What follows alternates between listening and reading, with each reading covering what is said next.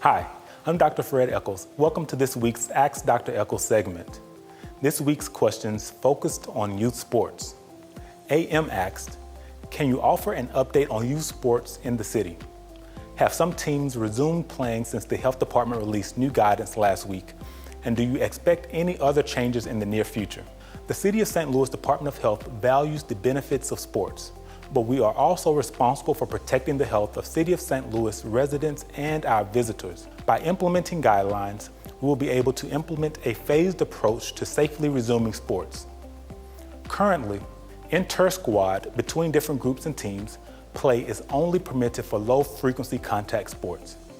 Only intra-squad, same group, practices are permitted for moderate and high-frequency contact sports.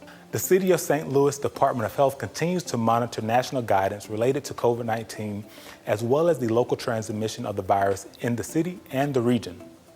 As we receive additional information about COVID-19 and other respiratory illnesses as the influenza season quickly approaches, and as more scientific and clinical information becomes available on the impact of COVID-19 in youth, these guidelines may be replaced or modified by the City of St. Louis Department of Health.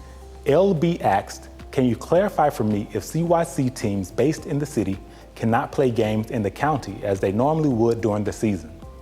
Each team plays half of their games against other parishes in the county. We realize we cannot play games in the city, but the county is part of the defined region, so it seems like if you play games within the region, that will be okay. Currently, inter-squad play is only permitted for low-frequency contact sports.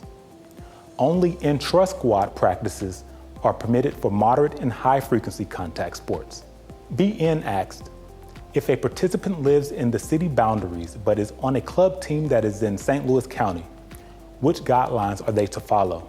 The intent of youth sports guidelines issued by the City of St. Louis Department of Health is to protect the health of staff, students, and the community by implementing strategies to slow and mitigate the spread of COVID-19 during youth sports activities. The highest risk level of the 5 risk levels for the spread of the virus occurs when there is full competition between teams from different geographic areas. Therefore, the guidelines were created to reduce this risk by prohibiting such competition.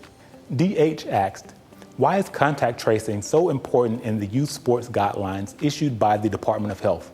Contact tracing is an evidence-informed practice that involves identifying persons who test positive for COVID-19 and other reportable communicable diseases and their contacts, then working to stop the spread of the disease. This includes requiring persons who test positive to isolate and their contacts to quarantine for a specific period of time. The health and safety guidelines that have been issued for youth sports assist in reducing the risk of individuals contracting and spreading COVID-19. The guidelines are only the first step. Organizations, teams, coaches, athletes, and parents play a critical role in enforcing the guidelines. One key area where everyone's help will be needed is in contact tracing if an athlete, coach, or other support staff tests positive for COVID-19. The spread of the virus from an infected person can be limited if individuals are honest in identifying close contacts and those close contacts adhere to quarantine requirements. Thank you for tuning in this week, and thank you to everyone who sent questions. Be sure to tune in next week for more critical public health information. I want to hear from you, St. Louis. Please send your questions to health@stlouis-mo.gov. Questions will be answered in the order they are received. If I run out of time on air, your question will be answered by return email. Be well.